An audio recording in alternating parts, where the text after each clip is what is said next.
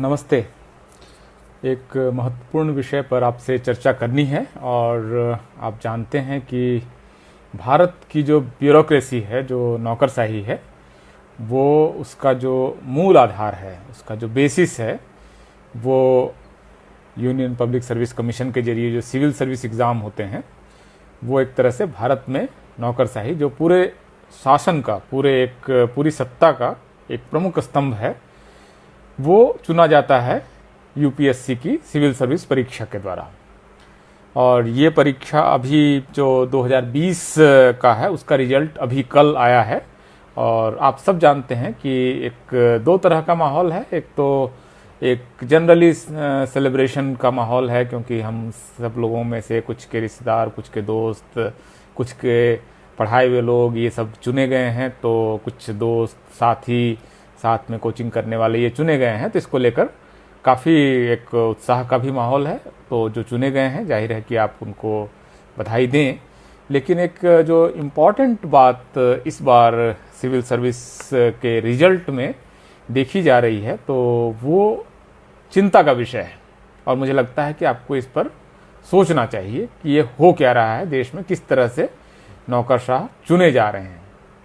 तो मेरा सबसे पहले तो रिक्वेस्ट है कि आप चूँकि अब इस समय ऑलरेडी काफ़ी लोग जुड़ चुके हैं, तो उनसे रिक्वेस्ट है कि शेयर का बटन दबा दें, ताकि ज़्यादा से ज़्यादा लोगों तक ये वीडियो पहुंच सके। ये एक बहुत इम्पॉर्टेंट विषय है, बहुत ही महत्वपूर्ण विषय है। और इससे एक तरह से भारत के जो राष्ट्र राज्य है, जो नेशन स्टेट है, इसका एक बहुत महत्वपूर्ण अंग कैसे काम कर रहा है, किस तरीके से काम कर रहा है और किस तरह से उसमें भेदभाव हो रहा है, खास करके SC, ST और OBCs के साथ, ये समझने में लोगों को मदद मिलेगी। और जिस तरह से नीट के सवाल पर OBC का रिजर्वेशन का जो मामला था, ये कब हल हो जाना चाहिए, तो 1984 में, और हल होकर कब ये रिजॉल्व हुआ जाकर 2021 में। तो 40 साल, लगभग 35 साल लग गए। तो ये जो यूपीएससी का स्कैम है, घोटाला है, ये 2005 से चल रहा है, 16 साल से घोटाला चल रहा है। लोग कह रहे हैं कि आज क्यों बात की जा रही है। आज इसलिए बात की जा रही है क्योंकि अब चेतना का स्तर बढ़ा है। जो SC, ST, OBC के लोग हैं, वो आपस में ज़्यादा संवाद कर रहे हैं, और सोशल मीडिया वगैरह की वजह से एक दूसरे को अपनी चीज़ें पहुंचाने की क्षमता बढ़ी है। क्योंकि मीडिया जो है वो ये सब को तो उठाएगा नहीं। मीडिया में आमतौर पर सवर्ण कैटेगरी के, अपर कास्ट कैटेगरी के लोग ज़्यादा हैं, तो वो अपने जाति के हितों के खिलाफ क्यों काम करेंगे। तो अगर आप सब लोगों ने शेयर का बटन दबा दिया है और आप अपने सारे दोस्तों तक इसे पहुंचा रहे हैं, तो हम अब इसको शुरू कर सकते हैं। बहुत सारे लोग जुड़ गए हैं। देवीलाल जयपाल जी, हंसराज मीणा जी, अल्ताफ रजा साहब, हंसराज मीणा साहब जय भीम बोल रहे हैं, अम्बेश कुमार और धर्म सिंह तुमापुरा, काफ़ी लोग ऑलरेडी जुड़ चुके हैं। और आप लोगों से रिक्वेस्ट है कि इसको शेयर कर लें। अब मैं मुद्दे पर आ रहा हूँ। ये हुआ क्या है। सबसे पहले तो एक इसमें इलीगलिटी, जो अवैधानिकता है, वो ये है कि 10% सीटें, बल्कि 10 क्या, लगभग थोड़ा सा ज़्यादा ही, 10% से ज़्यादा EWS को इसमें रिजर्वेशन दे दिया गया है। जबकि EWS रिजर्वेशन का मामला अभी सुप्रीम कोर्ट से हल भी नहीं हुआ है। आमतौर पर रिजर्वेशन जब लागू होता है और सुप्रीम कोर्ट में चलता है, तब तक रुका रहता है। OBC के साथ यही हुआ। लेकिन EWS का आरक्षण अभी सुप्रीम कोर्ट में इसकी सुनवाई भी नहीं शुरू हुई है, और EWS को 86 सीटें, मतलब 10, लगभग 11% सीटें ऑलरेडी दे दी गई हैं। तो एक तो पहला घोटाला ये है कि EWS का आरक्षण जब अभी सुप्रीम कोर्ट ने कोई फैसला नहीं दिया, उसकी वैधानिकता पर अभी बहस नहीं हुई है, उसके कानूनी स्थिति अभी स्पष्ट नहीं है, तो EWS को आपने इतनी सारी सीटें कैसे दे दी। अभी तो ये भी नहीं मालूम कि EWS जिसको दिया जा रहा है वो 10% उनकी आबादी भी है कि नहीं है। जिनकी आबादी के बारे में कोई अनुमान नहीं है, जिनके पिछड़ेपन के बारे में कोई अनुमान नहीं है, जिनके बारे में ये हमें नहीं पता है कि वो अंडर रिप्रेजेंटेड हैं कि ओवर रिप्रेजेंटेड हैं। EWS, मेरा अनुमान है कि अपनी आबादी से कम 4 से 5 गुना ज़्यादा रिप्रेजेंटेड हैं। अगर उनकी आबादी 7 या 8% है, तो वो ऑलरेडी 40% तक ऑलरेडी सरकारी पदों पर हैं। तो EWS इसकी पहली अवैधानिकता है। पहला गैरकानूनी काम इसमें जो हुआ है सिविल सर्विस में, वो है कि EWS आरक्षण बगैर किसी कानूनी समीक्षा के ही इसमें लागू कर दिया गया है। तो ये भारत की सबसे बड़ी परीक्षा है। आप समझिए कि इससे चुनकर आने वाला एक व्यक्ति अपनी पहली प्रमोशन के बाद जब डिस्ट्रिक्ट मजिस्ट्रेट बनता है तो 8 से 10 लाख लोगों की आबादी के भाग्य का फैसला करता है, तमाम तरह के फैसले करता है। वो किसको ठेका मिलेगा, किसको माइनिंग मिलेगी, कहाँ सड़क बनेगी से लेकर तमाम तरह के फैसले एक डीएम करता है। तो आप समझिए कि पहली पोस्टिंग में ही वो जो आदमी इतना पावरफुल हो जाता है। वैसे 86 पोस्ट ईडब्ल्यूएस को दे दिए गए बगैर ये तय किए हुए कि ये वैधानिक है भी कि नहीं है। कोर्ट में अभी ये केस सुनवाई के लिए आना है, इससे पहले इसको उन्होंने लागू कर दिया। और ईडब्ल्यूएस आरक्षण आप जानते हैं कैसे लागू हुआ था? 4 दिन में लागू हुआ था। मतलब पेश हुआ, उसी दिन लोकसभा में पास हुआ, अगले दिन राज्यसभा में पास हुआ, तीसरे दिन राष्ट्रपति के पास गया और चौथे दिन गजट में लागू हो गया। मतलब भारत का सबसे तेजी से फैसला जो पास हुआ है कानून वो ईडब्ल्यूएस आरक्षण है। तो पहली उसकी अवैधानिकता तो यहाँ पर है। तो अब हम इसके दूसरा एक जो इसमें करप्शन है, बहुत बड़ा करप्शन है, इस पर बातचीत करना चाहेंगे। तो आप में से जिन लोगों के पास भी इस साल का रिजल्ट है यूपीएससी का, वो अपना रिजल्ट खोल लें अपने मोबाइल पर या लैपटॉप या आईपैड जहाँ भी देख रहे हैं पैड पर, वो अपना इस साल का रिजल्ट जो है सिविल सर्विस एग्जाम का यूपीएससी साइट पर है, पीआईबी पर है, भारत सरकार के मतलब और इवन प्राइवेट में भी काफ़ी वेबसाइट्स पर ये ऑलरेडी मौजूद है। इस रिजल्ट को आप अपने सामने देख सकते हैं। तो पहले तो आप रिजल्ट खोल लीजिए। इसी बीच में बाकी जो लोग हैं उनसे ये भी रिक्वेस्ट है कि आप इसको शेयर कर लें। मनोज लीला रामचंद्र साहब बहुत बहुत स्वागत है। सुबोध पासवान जी जय भीम। कुणाल कह रहे हैं अवैधानिक नहीं कह सकते हैं। ठीक है, इस पर हम अभी आर्ग्यू करेंगे कि क्यों इसको अवैधानिक कर सकते हैं। तो इस पर पक्ष और विपक्ष के दोनों तरह के लोग इसको सुन रहे हैं और जाहिर है कि जो सरकार में भी आमतौर पर जो लोग हैं वो भी इसको सुनते ही हैं। आप खास करके ये सब मामले इतने बड़े होते जा रहे हैं तो सब तरह के लोग इसको सुन ही रहे होंगे। Okay fine. तो ये जो पूरा मामला है, इस बार का रिजल्ट अगर आपने खोल लिया अपने सामने, आपके सामने है, तो इस रिजल्ट का पहला पन्ना देखिए। इसमें यह लिखा गया है कि कुल मिलाकर भारत सरकार ने यूपीएससी को कहा है कि 836 अफसर हमें अलग अलग आईएएस, आईपीएस, आईएफएस और ग्रुप ए और ग्रुप बी में नियुक्त करने हैं। तो 836 अफसरों की हमें लिस्ट भेजिए परीक्षा करके और इंटरव्यू करके। ये है इस पूरे रिजल्ट का पहला पार्ट। कितने अफसर आने हैं? 836, 836। इतने अफसर सरकार को चाहिए, भारत सरकार को। और यूपीएससी को उन्होंने निर्देश दिया कि हमें 836 अफसरों की लिस्ट भेजिए। अब यूपीएससी को क्या करना चाहिए? एक परीक्षा कंडक्ट करनी चाहिए, जो उनका पूरा प्रोसेस है, प्रीलिम्स, मेंस, वो एक सीक्वेंस जो है, इंटरव्यू वगैरह करके उनको 836 अफसरों की एक लिस्ट भेज देनी चाहिए। ऐसा ही होता है सारी परीक्षाओं में, यही होता है कि सरकार को जितने नियुक्त करने उतने लोग सेलेक्ट करके आपने भेज दिए। अब जो रिजल्ट है, आप इसका, ये 16 पेज में टोटल रिजल्ट है। अब आप इसको देखिए कि इस रिजल्ट में टोटल कितने नाम हैं, टोटल हर सब मिला के। तो आप पाएंगे कि पेज 16वें पेज पर जाकर ये रिजल्ट कहाँ खत्म हो जाता है। आखिरी नाम है विश्वजीत चौधरी का। पेज 16 खोलिए। 761वें नंबर कैंडिडेट के बाद लिखा हुआ है कंक्लूडेड। इसका मतलब लिस्ट यहां पर खत्म हो जाती है। ठीक है, तो सरकार ने मांगे कितने अफसरों की लिस्ट? 836 अफसरों की। यूपीएससी ने भेजे कितने? 761 अफसरों की। तो ये लिस्ट, इस लिस्ट में कितने लोग कम हो गए? 75 लोगों की लिस्ट यूपीएससी ने नहीं भेजी, अभी नहीं भेजी। लेकिन ऐसा तो है नहीं कि ये 75 पोस्ट खाली रह जाएंगे। टोटल अफसर तो 836 ही नियुक्त होने हैं। अब 836 अब आप अपने जो भी यूपीएससी के अपने आसपास, आपके आसपास तैयारी कर रहा है परीक्षा की, उससे पूछिए, ये बता देगा कि ये स्कैम क्या है। उनमें से हर किसी को मालूम है कि ये कितना बड़ा घोटाला है, हर किसी को मालूम है। यूपीएससी की तैयारी जो कर रहा है, या तो अभी यूपीएससी की तैयारी जिन्होंने शुरू नहीं की है, जाहिर है उसको नहीं मालूम होगा, लेकिन इस देश में कम से कम 10-1 लाख लोग यूपीएससी की तैयारी करते हैं। उनमें से किसी भी स्टूडेंट से पूछ लीजिए तो बताएगा कि ये स्कैम क्या है, किस तरह से घोटाला हो रहा है। तो 836 अफसर नियुक्त होने हैं। 761 अफसरों की लिस्ट यूपीएससी ने भेज दी, 75 अफसरों की लिस्ट नहीं भेजी। अभी इसके लिए यूपीएससी ने क्या किया? जो रिजल्ट का तीसरा पॉइंट है, आप उसको देखिए, अगर आपने रिजल्ट खोल लिया है तो अब यूपीएससी कह रहा है कि हमने 761 की लिस्ट भेज दी है, 761 नाम भेज दिया, वो लिस्ट आप देख लीजिए। आखिरी नाम विश्वजीत चौधरी का है 761वें पोजीशन पे। हमने 75 नाम नहीं भेजे। 75 नाम नहीं भेज के हमने क्या किया कि हमने 150 कैंडिडेट की एक रिजर्व लिस्ट, गोपनीय लिस्ट हमने बना ली, जिसके बारे में किसी को नहीं पता है कि उसमें किसके किसके नाम हैं। और हम बाद में इसकी ये लिस्ट भेज देंगे सरकार को और इसमें ये लोग फिर रख लिए जाएंगे, राइट। अब 150 लोगों की एक गोपनीय लिस्ट बना ली गई। अभी ये जो 150 लोगों की लिस्ट बनाई गई, इसमें कितने नाम हैं जो जनरल कैटेगरी बोल रहे हैं। असल में ये नाम में भी गड़बड़ी है। जनरल कैटेगरी क्या होती है? अनरिजर्व कैटेगरी है, ओपन कैटेगरी है, कोई भी आएगा।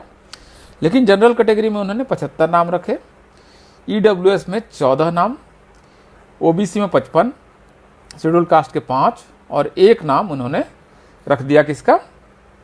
शेड्यूल ट्राइब का। कि इतने की लिस्ट हमने अलग से रख ली है। ये इसके बारे में भी हम आपको नहीं बताएंगे, राइट।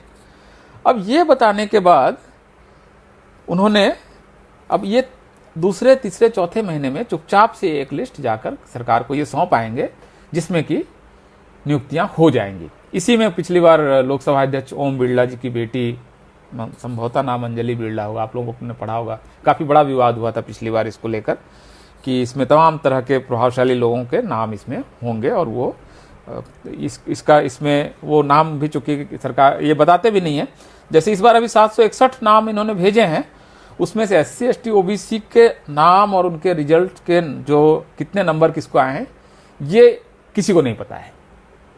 अब इन्होंने जो 150 की गोपनीय लिस्ट बनाई, वो चूंकि गोपनीय लिस्ट ही गोपनीय है, तो जाहिर है कि उसमें उसके नाम आपको नहीं पता है। अब इसमें जो 14 नाम ईडब्ल्यूएस के हैं, 55 ओबीसी के हैं, 5 शेड्यूल कास्ट के और 1 शेड्यूल ट्राइब का। अब इनमें से कोई आदमी कल को शिकायत कर सकता है कि हमारा नाम इस लिस्ट में था, लेकिन हमको तो इन्होंने IAS IPS बनाया नहीं।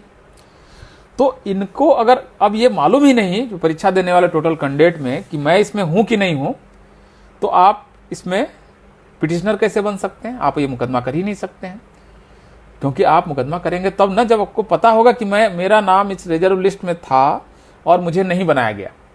अब यूपीएससी की चालाकी देखिए, यूपीएससी ने बताया ही नहीं कि रिजर्व लिस्ट में किसका नाम है, तो आप मुकदमा भी नहीं कर सकते। आपको क्या करना पड़ेगा? PIL कि भाई विद्यार्थियों का बहुत अहित हो रहा है, तो कोर्ट पूछेगा आप कौन, आपको क्या शिकायत है, आपका क्या आप वो हैं जिनका कि आपको नौकरी नहीं मिली है? तो बोलेंगे नहीं, मुझे तो नहीं मालूम, क्योंकि मेरा तो वो गोपनीय लिस्ट है, उसमें कैसे पता चलेगा? तो ये अभी अब आप RTI आज की तारीख में जितने लोग सुन रहे हैं इस समय, 700 से ज्यादा लोग, आप में से निवेदन है कि करीब अगर चाहें तो 100 लोगों के आसपास आज ही चाहें तो आप RTI डाल दीजिए। ऑनलाइन डाली जा सकती है, आमतौर पर 10 रुपये खर्च आता है और कई बार तो नहीं भी खर्च आता है, कई सारी संस्थाएं बगैर भी उसके करती हैं। आप RTI डाल के पूछिए कि 150 लोगों की जो गोपनीय लिस्ट है ये कौन लोग हैं, ये नाम हमें चाहिए। आप इसको करके देखिए, प्रयोग करके देखिए ना, आप मेरी बात पे क्यों भरोसा करेंगे? आप तत्काल अभी ये लाइव खत्म होने के बाद यूपीएससी की वेबसाइट पर RTI का लिंक है, उसमें आप डालिए कि आपने 836 लोग जब भेजने थे तो आपने 761 लोगों का ही नाम क्यों भेजे? पहला सवाल पूछिए। फिर पूछिए कि 761 लोगों का जिनके नाम आपने भेजे हैं, इनमें किसको कितना नंबर आया है ये बताइए, और किस कैटेगरी के कितने हैं ये बताइए। और जो आपने गोपनीय लिस्ट बनाई है 150 की, हम ना जानना चाहते हैं कि ये इसमें कौन है। करके देखिए ना, आपको 15 से 20 दिन में या 1 महीने में हर हाल में जवाब आएगा और आपको पता चल जाएगा ये कितना बड़ा घोटाला हो रहा है। क्योंकि जिन लोगों ने भी RTI में डाला, पिछले साल भी डाला था, तो उनमें से किसी को वो जवाब नहीं दे रहे हैं। वो सिर्फ ये बोल रहे हैं कि ये यूपीएससी का एक विशेष मेथड है, इसमें हम आपको जवाब नहीं दे सकते हैं कि गोपनीय लिस्ट में कौन है। तो आप समझ रहे हैं, एक 75 IAS IPS और IAFS अफसर का मतलब, एक मैंने आप जैसे आपको पहले बताया कि पहली प्रमोशन के बाद जो DM बन जाएगा वो 10 लाख लोगों का भाग्य विधाता होता है। तो ऐसे इतने सारे ऑफिसर्स, और साल दर साल 2005 से घोटाला चल रहा है और अब तक लगभग 1080 के आसपास नाम ऐसे हैं जिनको कि IAS IPS बनना था, और इतने लोग IAS IPS नहीं बन पाए इस घोटाले की वजह से। तो ये कितना बड़ा करप्शन है, आप इस बात को खुद आप सिविल सर्विस का रिजल्ट देखिए और आज आप RTI डाल लीजिए और पूछिए कि आपने 836 नाम अफसरों के भेजने हैं, इतने अफसर तो बनेंगे ही बनेंगे, तो आपने 761 नाम ही क्यों भेजे? मतलब क्या क्या इसके पीछे क्या षड्यंत्र है, आप ऐसा क्यों कर रहे हैं? ये पहला सवाल पूछिए। दूसरा सवाल पूछिए 761 लोगों के हमें नंबर बताइए और उनकी कैटेगरी बताइए। और तीसरा सवाल पूछिए कि आपने जो एक रिजर्व गोपनीय लिस्ट बनाई है उसमें हमको हर कैंडिडेट का नाम और उसके नंबर चाहिए। आपको अगर इस बारे में जवाब आ जाए, जो कि नहीं आता है, नहीं आया है, आपने पिछली बार अगर आपने किसी ने आरटीआई डाली होगी तो आपको मालूम है कि आपको इसका जवाब नहीं मिलेगा, क्योंकि इसका जवाब वो दे ही नहीं सकते, क्योंकि उनको यहाँ पर घोटाला करना है। और घोटाला क्या करना है कि 150 लोगों की जो रिजर्व लिस्ट बनाई है, इसमें 75 नाम जो इनके जनरल कैटेगरी के हैं, यही लोग आपको फाइनल लिस्ट में होंगे। ये जो ओबीसी के 55 हैं, ये फाइनल लिस्ट में नहीं होंगे। जब फाइनली अफसर बनना होगा तो ये लोग आउट हो जाएंगे। इसमें अरुण मौर्य का एक सुप्रीम कोर्ट में केस भी है। तो ये एक्चुअली जिस तरह से ये काम हो रहा है, और क्योंकि इसमें वही है कि आपको भारत में न्यायपालिका का चरित्र भी आपको मालूम है, कौन लोग जजेज बनते हैं, जज के बच्चे जज बन रहे हैं, और उसका एक कास्ट कैरेक्टर भी है जो आप सारे लोगों को मालूम है। इसमें मुझे नए सिरे से कुछ नहीं करना है। तो इतना बड़ा घोटाला क्या होते हुए देखा जा सकता है क्या इस घोटाले को? और फिर यह है कि अगर यूपीएससी कर रही है तो राज्य के लोक सेवा आयोग फिर यही किसी काम को क्यों नहीं करें? भाई यूपीएससी कर रही है और राज्य के लोक सेवा आयोग में भी तो अल्टीमेटली उन्हीं कैटेगरीज के लोग पावरफुल पोजीशंस में हैं, मीडिया भी उनके पास है, जुडिशरी में भी उन्हीं के लोग हैं। तो फिर ये मामला किस तरह से सॉल्व होगा?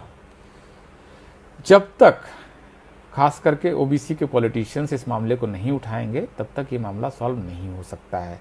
जागरूकता वगैरह से फर्क नहीं पड़ता है। पिछली बार जब यूपीएससी स्कैम लगा था तो कम से कम 5 लाख लोगों ने ट्वीट किया था। 5 लाख लोगों का ट्वीट करना मायने रखता है इस देश में।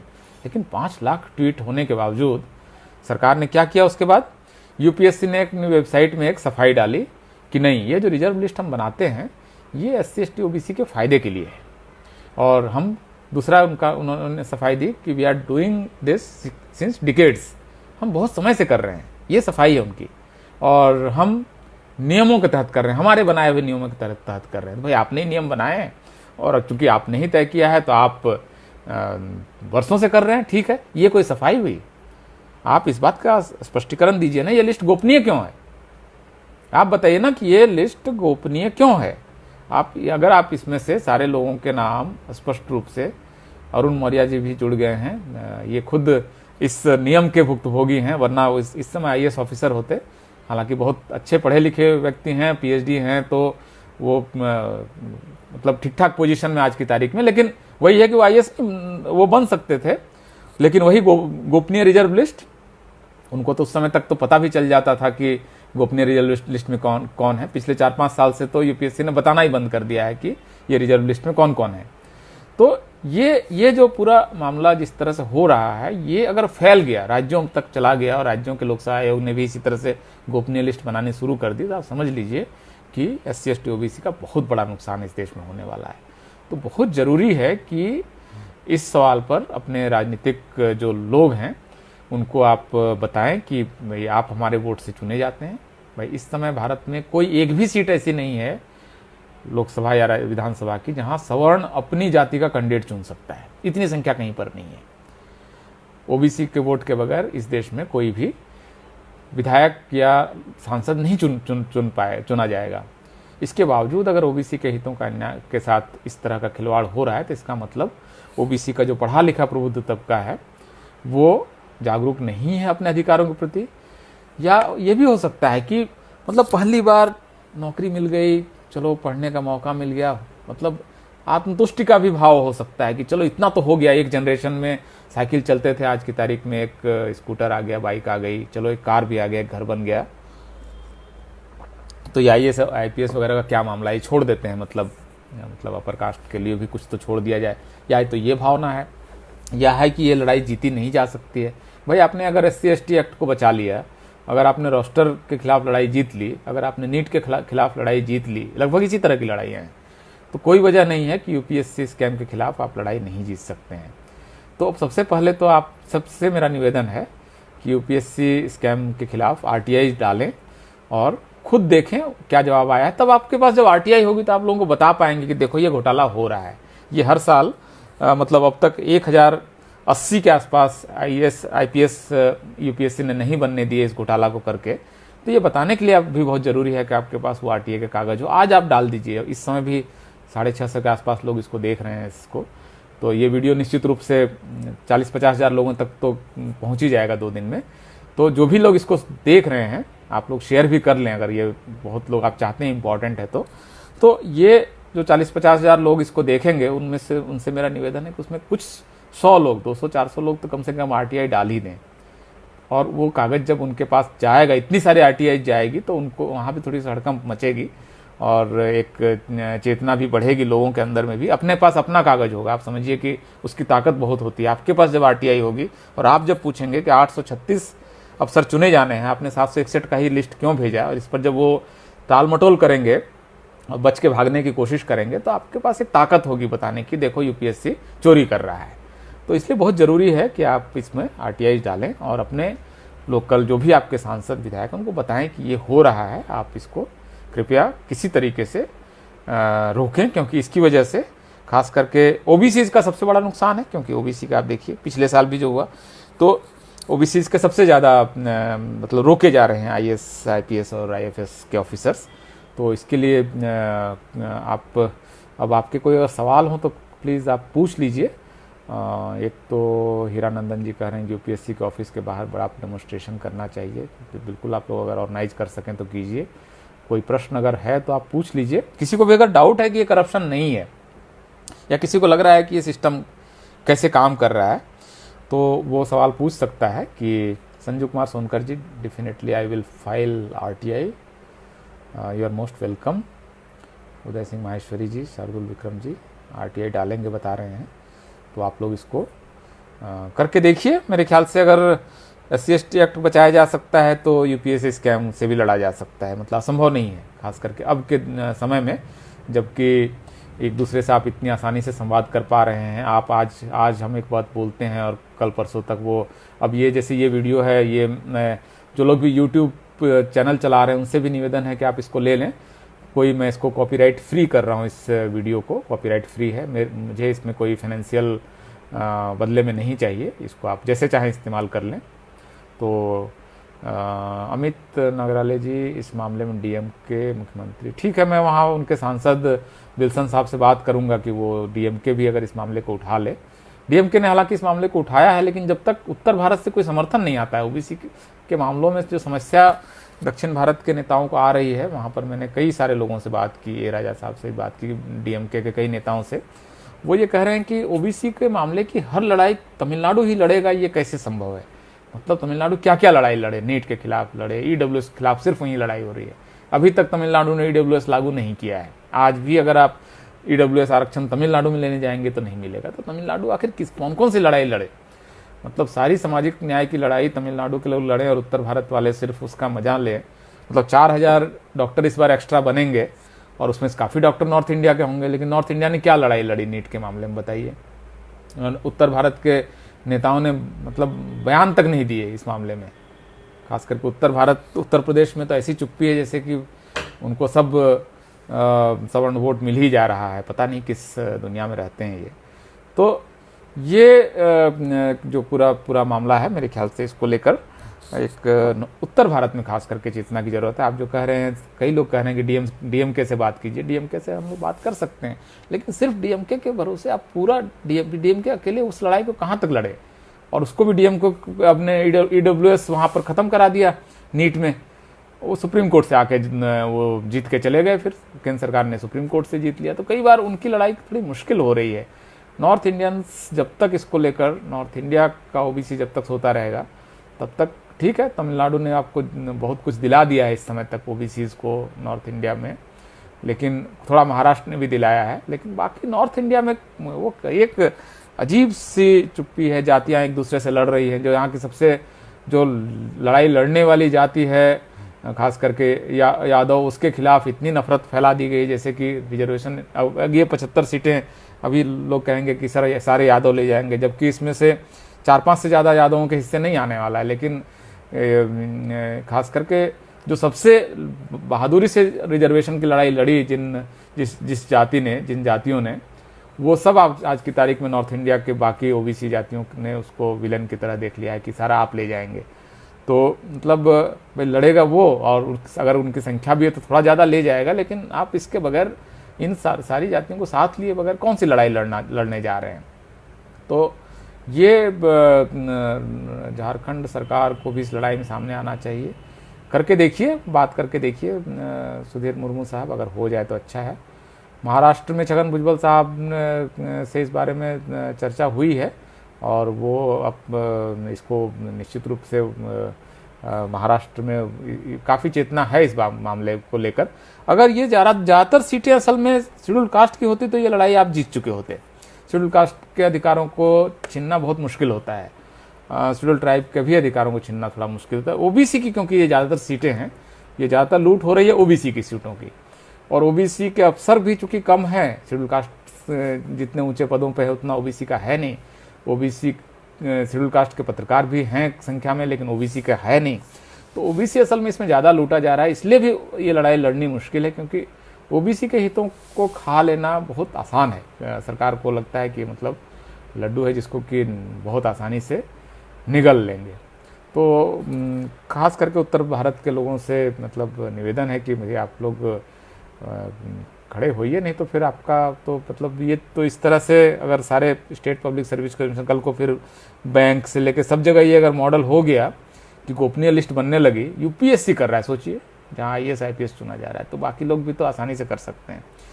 तो ये संजू कुमार सोनकर कह रहे हैं SC/ST कमीशन और नेशनल ओबीसी कमीशन को, नेशनल ओबीसी कमीशन को आप चिट्ठी लिख सकते हैं, हम लोग भी वहाँ बात करेंगे कि इस मामले को वो उठाएं। 55 सीटें तो ओबीसी की गई है ना 75 में, तो 75 में 55 अगर ओबीसी की गई है तो सबसे ज़्यादा तो ये ओबीसी का मुद्दा होना चाहिए। लेकिन वही है कि ओबीसी अगर उनको लग रहा है कि मतलब बीजेपी के साथ मिलकर पहले मुसलमानों को ही निपटा लें, अगर यही इस धारणा में है तो फिर वो वही कर ले और अफसर बनने का सपना धीरे धीरे वो देखना छोड़ दे। और बैंक लोन ऐसे ही नहीं मिलता है ओबीसी के लोगों को, और अगर आप सरकारी कर्मचारी भी नहीं बन पा रहे हैं तो खेती में पड़े रहिए, जहाँ पर एमएसपी अब ख़त्म ही हो रही है, जो केंद्र सरकार ने नियम बना ही दिया है। तो जो किसान कानून है वो ज़्यादातर तो ओबीसी के ही हितों के खिलाफ काम करेगा और किसान जातियों के खिलाफ काम करेगा। तो खेती आपकी चलनी नहीं है, बैंक लोन आपको मिलता नहीं है, तो आपको बिजनेस आप कर नहीं पाएंगे। तो ले दे के थोड़ी बहुत लठैती कर लीजिए, या नीचे वाली जो नौकरियां हैं वो दरोगा वगैरह उसके नीचे वाली नौकरियां करते रहिए, उसको लेकर किसी को परवाह है नहीं। तो ये असल में स्थिति है। तो मैं फ़िलहाल इस लाइव को कंक्लूड करता हूं, और अंत में सबसे आपसे निवेदन करता हूं कि ज़्यादा से ज़्यादा लोगों तक इस वीडियो को पहुंचा दीजिए। एटलीस्ट ये चेतना के स्तर पर ये बात जाए, और अगर ये समाज में बात चली जाती है तो निश्चित रूप से इसका असर पड़ेगा। और बहुत ज़रूरी है कि इस समय असल में सांप्रदायिक तापमान जो बीजेपी को बढ़ाने की कोशिश है, बीजेपी जब भी इस तरह का कोई घोटाला जब कर रही होती है ना, तो धीरे से कहीं पर एक सांप्रदायिक घोटाला, सांप्रदायिक हिंसा करा देती है। यूपीएससी रिजल्ट से ठीक पहले आपको हमेशा कोई ना कोई एक कम्युनल वायलेंस आपको दिखेगा। इस बार जैसे आसाम में हुआ है, तो एक कम्युनल वायलेंस कराकर उस समय ये मतलब जिसको बोलते हैं बाय स्टील्थ, चोरी से कुछ पास करा देना। तो ये एक बीजेपी की स्ट्रेटजी के तौर पर, जैसे लेटरल एंट्री का जब आंदोलन जैसे तेज हुआ था, उन्होंने दिल्ली के दंगे करा दिए। तो ये स्ट्रेटजी के तौर पर बीजेपी बहुत सफलतापूर्वक इस काम को कर रही है, बहुत एफिशिएंटली कर रही है, और इसको लगातार कर रही है। लोगों को की नज़र ही नहीं पड़ रही है कि जब भी हमारा कोई इशू आता है उस समय एक सांप्रदायिक हिंसा क्यों हो जाती है। इतना सा भी लोग समझने को तैयार नहीं है। इस सांप्रदायिक हिंसा भाई आपके हितों की आपके 55 सीटें ओबीसी की जा रही हैं, क्या ये सीटें मुसलमानों के पास जाएंगी या ईसाई के पास जाएगी? ये सवर्ण हिंदू ही तो खाएगा ना। लेकिन आप लड़ किससे रहे हैं? तो सांप्रदायिक तापमान कृपया न बढ़ने दें ज़्यादा, या इसमें आपका बहुत अहित है और इसके नाम पर आपको बहुत ज़्यादा नुकसान हो रहा है। इसको आप अगर नहीं समझ पाएंगे तो आप घंटा बजाते रह जाएंगे। और राम मंदिर ट्रस्ट में भी ओबीसी को जगह नहीं मिलेगी, एक मेंबर नहीं वहाँ पर ओबीसी का, जहाँ पर हजारों करोड़ रुपया भी इकट्ठा हो रहे हैं, वहाँ पर ओबीसी का तो एक भी आदमी नहीं है। ओबीसी के लोग जो इस आंदोलन में थे वो आज की तारीख में सारे गायब हो गए। मतलब कहाँ विनय कटियार, कहाँ उमा भारती, कहाँ साध्वी रीतम्बरा, जो मतलब ओबीसी के जो लोग भिड़े हुए थे ना सीना तान के, सब गायब हो गए। जब ट्रस्ट बना, जब उसकी वजह से सत्ता आई, तो आज की तारीख में इन लोगों की क्या हैसियत आपको मालूम है। इन्होंने मतलब एकदम दूध में मक्खी की तरह ये ओबीसी के नेता उस समय के निकाल के फेंक दिए गए हैं। तो ये बीजेपी है, इसको आप समझिए और कृपया सांप्रदायिक तापमान न बढ़ने दें। ये बढ़ेगा तो फिर आप ये लड़ाई नहीं लड़ पाएंगे, ये दोनों चीज़ साथ साथ नहीं हो सकती है। आपको बहुत ज़्यादा कोशिश करनी पड़ेगी कि आप उस ट्रैप में ना फंसे, और ये ट्रैप बीजेपी हर बार डालेगी। जब भी इस तरह का कोई घोटाला करना है, लेटरल एंट्री करना है, तो वो आपको उस समय दंगा करा देगी। आपका ये कोई भी इशू आएगा, रोस्टर का होगा तो एक कहीं पर हिंसा करा देगी। तो ये आपको इससे थोड़ा बच के चलना पड़ेगा और डिमांड करनी पड़ेगी सरकार से कि आप पारदर्शी हों, आप गोपनीय लिस्ट वगैरह ना बनाएं। आप जो लिस्ट बनाएं वो डाल दें, हमें दिक्कत नहीं है। आपकी दिक्कत क्या है? आप सारे लोगों के नंबर क्यों नहीं डाल देते हैं भाई? यूपीएससी ने एक परीक्षा ली, हर किसी को कोई ना कोई नंबर तो मिला है ना, वो नंबर आप वेबसाइट में क्यों नहीं डाल दे रहे हैं? मतलब कितनी हैवी वेबसाइट हो जाएगी। आप मतलब 1000-5000 लेके थोड़ा सा और सर्वर बड़ा कर लीजिए। आप सारे लोगों के नंबर क्यों नहीं डाल दे रहे हैं? तो इतनी बुनियादी डिमांड यूपीएससी नहीं मान रही है, क्योंकि सरकार उसके पीछे है, उसके पीछे कोर्ट है, जुडिशरी है। तो ये स्थिति है। तो बहुत बहुत शुक्रिया, आपने इस लाइव में आप हमारे साथ जुड़े रहे। सारे लोगों का शुक्रिया, मिथिलेश यादव जी, रामकरण मीना जी, सत्यशोधक जेपी, इमाम अहमद साहब, रंजीत सिंह जी, काफ़ी लोग जुड़े हैं, सबका नाम लेना भी संभव नहीं है। तो आप सब लोगों का बहुत बहुत आभार। और आप लोगों के जो कमेंट्स आए, अमोल खरांजे जी, कितने दिन कुंभकर्ण जैसे सोते रहेगा ओबीसी भाई बहुत इसके सोने की कैपेसिटी बहुत ज़्यादा है। मतलब वरना ओबीसी आरक्षण बाबा साहब ने व्यवस्था की थी आर्टिकल 340 कब, जब संविधान लागू हुआ उस दिन 26 जनवरी 1950 को व्यवस्था कर दी थी। और लागू हुआ कब जाके, इसका एक क्लॉज लागू हुआ जाके आपको 1993 में। मतलब इतना तो सोता है ओबीसी।